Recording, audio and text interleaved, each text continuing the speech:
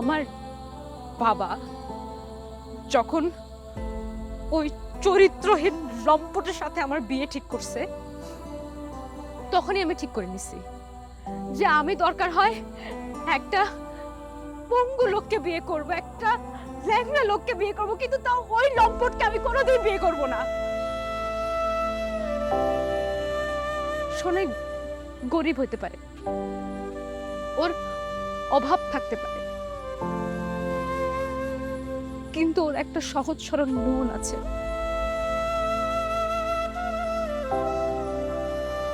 ও একটা লেখাপড়া জানা ছেলে,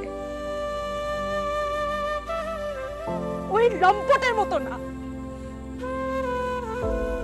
আর যে বাবা তার নিজের সন্তানের কথা না ভেবে নিজের স্বার্থের জন্য একটা চরিত্রহীন লম্পট ঘুষখোরের কাছে তার মেয়েকে বিক্রি করে দিতে পারে, সেই বাবার আমার দরকার নাই।